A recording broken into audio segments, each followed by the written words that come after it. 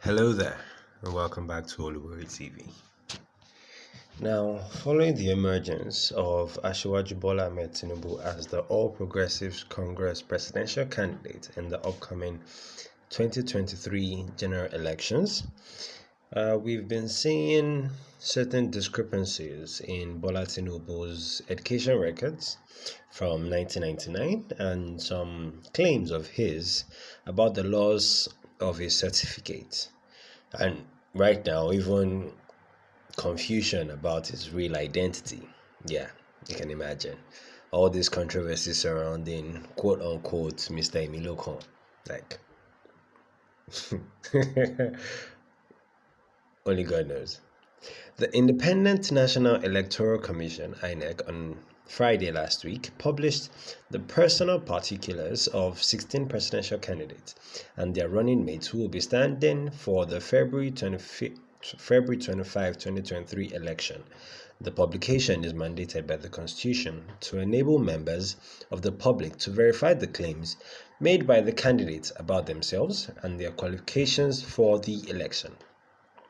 The part that gives people concern is the one of the candidate of the ruling All Progressives Congress, Bola Tinubu.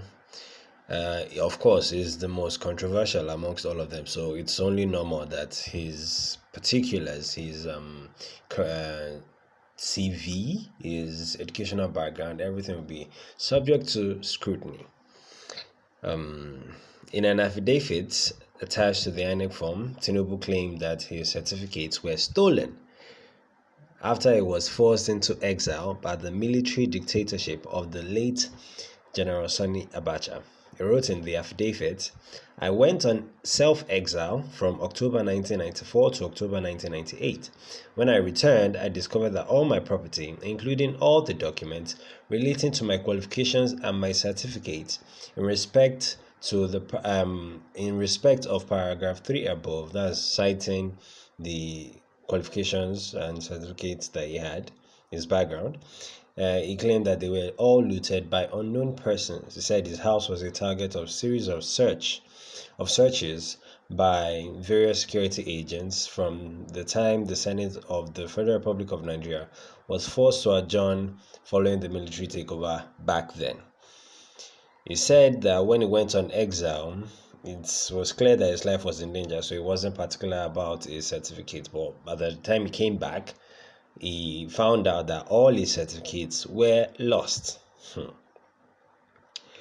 Amongst these certificates that he claimed, the certificate that he got for attending St. Paul's Children's Home School in Ibadan, the Government College Ibadan GCI, then Richard Daley College in Chicago, then the University of Chicago. All these certificates he claims he cannot find. You remember when President Buhari was sworn in and the issue of his educational qualifications came up. Remember what he said? And he ended up presenting, I think he presented one GCE certificate, no, one WIEC certificate rather. And even that one was subject to, people said it was a forgery, people said it wasn't true, people said they just brought it up and all that. But it just begs the question now, why is it that from a particular political party there is always controversies when it comes to certificates? Like, okay, you claim to have attended this school, let us see your certificates. I mean, it's not that bad now, is it? And the thing about all these schools that he mentioned, right now, if I were to go back to my secondary school and ask for a certificate, I would get one. Yes, I'd have to pay for it, but I would get one. If I needed to go back to my alma mater, that's the university I finished from, and I needed my certificate, one will be provided. Yes, I'll have to pay, but one will be provided. I still have my documents in that school. My roots can still be traced back to that school. So why is it that this particular person has trouble getting his educational background in check? Why? Old controversy has reawakened because these claims that he's giving now is not the first time. He gave it back in 1999 when he was going for his first governorship term.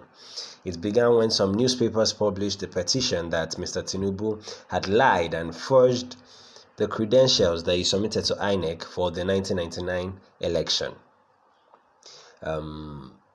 Following the publication of this petition, we have the now late but OG human rights lawyer in the person of Gani Fawemi. He actually hounded Tinubu on this case. He pursued a case of certificate forgery and perjury, which is lying on under oath in court against Mr. Tinubu until the Supreme Court dismissed this suit on the technical grounds that the governor had immunity against prosecution in court. So he wasn't found innocent when Chief Gani Fawemi sued him to court. It wasn't that he was innocent. It was that because he was a governor, he had immunity. So the Supreme Court could not listen to that case because as a governor, Tinubu had immunity. The lies are adding up. You should be able to see the paintings on the wall now. Or rather, as they say, the handwriting on the wall. Right now on social media, so people are going crazy because there have been so-called letters from Chicago State University. I have seen 2 different so-called letters admitting or confirming that Bola Ahmed Tinubu is, or rather attended the university. I don't know why we need letters. We need a certificate, of which, here's the thing about forgery, it's very easy to forge. Very easy to forge. Pay some guy, a website designer, a graphic designer, some amount of money to come up with a design. He'll do it, or she will do it, and you get a forgery. Is it not just on the computer? It is very possible.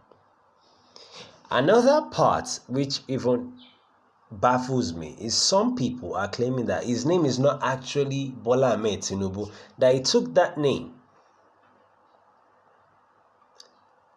I have seen something Ogunlere Ade something, of which everybody knows that Tinubu is not actually a Lagosian. It's from Osun State. Same state as the present governor of Oyetola, because I heard their family. So you see all this and many more. It's just leading to more controversies surrounding the person of Asiwaju Bola Ahmed Tinubu. And it will just keep on getting bigger and bigger until Tinubu himself can come out and say, okay, this is my certificate. And if he follows this path all the way to the presidency, Nigerians, what are you doing? What are you doing?